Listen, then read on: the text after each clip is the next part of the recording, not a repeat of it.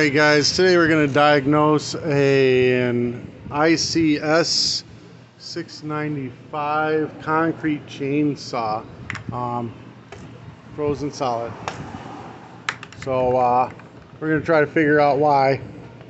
I'm leaning towards they probably ran straight gas in it and burned it up, but we'll go through the steps to figure it out. It could be flooded and so full of fuel that the liquid doesn't compress like gas does, so it won't turn over, but it feels too solid for that. But we're going to check it first. Torque 27. We're going to take those three off. I can't get to that this way. That's compression release or something, isn't it? Yeah, it's compression release right there. Torque 27, take those 4 bolts out. So we got it off. Air filter's, decent. Let's go ahead and pull the spark plug wire off. We're going to go ahead and pull the spark plug out. I'll put this tool in the description. This is a still tool. It's got the spark plug socket, the Torque 27 on it. I'm going to get that out. So yeah, this will be in the description below. Just go ahead and click the link. I'm going to take you right to the site. You can get that out. You can tell a lot by a spark plug by looking at it. I mean, too dark and it's got too much oil, too white and it's run too lean. So it's the first thing we're going for. Wet means full of liquid.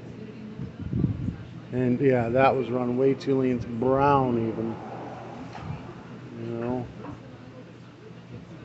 Crazy. So more than likely this is burned up. So we're going to try again. And there's, nothing.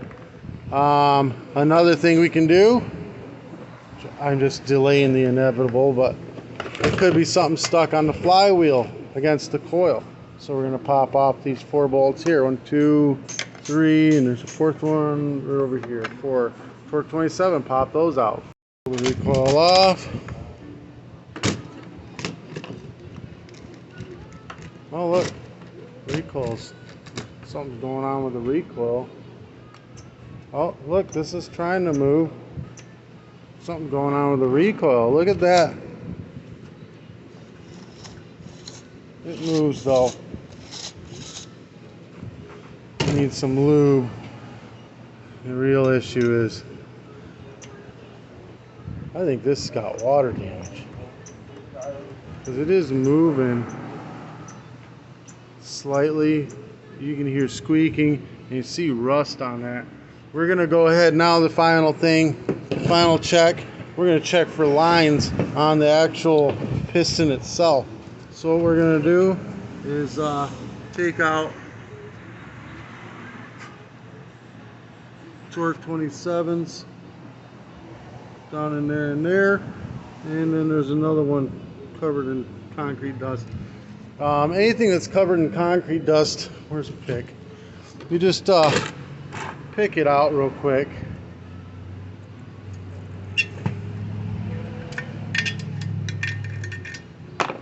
And then you can get your star in there. So take those 3 out. Drill one of the bolts out. Hopefully I can, oh look, now it's turning out. I had to drill it out because it wouldn't come out, but it's turning, so I'll be able to get it out. And I'm looking at the piston, and it doesn't look horrible, but I can't get it to turn to the point where I can see it. It's only moving just a little bit, like the crank bearing's bad or something. I don't know. And oh yeah, so one of the things we always do is check flywheel. I guess I probably should have gone through that. Make sure there's no bolts or anything in there, stopping it from turning. So it'll stick to the magnet and then it won't let it turn. But that's not the case anyways. So we got to get this, I'm going to put some oil in the cylinder. I'm going to use a little transmission fluid. And then, because we don't want to turn it dry, and apparently it's very dry in there. Get in there and get it right on it. Yeah, look, it's running out the front already. Anyways, so a little oil in there. Tilt it up, let it get all up in there. And then we're going to get, what's that, 13 millimeter? No, it's 9/16. And we're gonna give it a little turn. And that fucker is not going either way. Alright, I'm gonna see if I can break it free and use both hands, get a little pressure on it. What I'm noticing happening here is I'm getting it broken free, but the clutch side is engaged. So we're gonna go ahead and pop this clutch side off. There might be something wrong with this clutch. Let's see what's happening. So some kind of keepers. Where's this come on?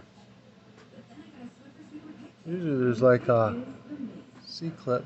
These look like keepers like on a valve. Like this probably goes down, this piece right here.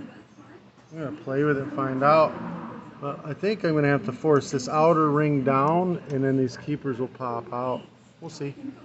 I'm looking at it, it's a split ring. I think I can get a screwdriver in there and pry it. It's in a groove, so it needs to get pried out. And you'll notice it's starting to come up. So there's a little ridge in there. I'm starting to get it off of there. Just prying up on it. I gotta use both hands because you gotta be careful. You don't want it to fly out. Oh, I might be able to get this off. There we go. So it comes off, and this is like a split ring system that just sits right on that. Simple, nice. Pull this off. This off. Alright, let me figure this guy out. Just pull straight up. I had to put channel locks on it. Put channel locks on it like that. Pry it up. We got us that clutch spring in here. Look at that thing. That's a monster. Where am I going to get that? But who cares about that? That might be the whole issue right there. Nice. That might be the whole issue. Yeah, look at that. Look at that. Engine moves freely now. Freaking amazing. Where am I going to find this clutch spring? That's crazy. Whole time this was bound up in there, keeping it from turning over. I thought it was a bad motor. I was wrong. Alright, I gotta figure out where I'm gonna get the clutch springs. But basically that's how you diagnose it. I'm gonna put this thing back together. I gotta find a clutch spring, put it back together, and get it running. I would do this whole thing on YouTube, but this is just the diagnosing it video. You know what?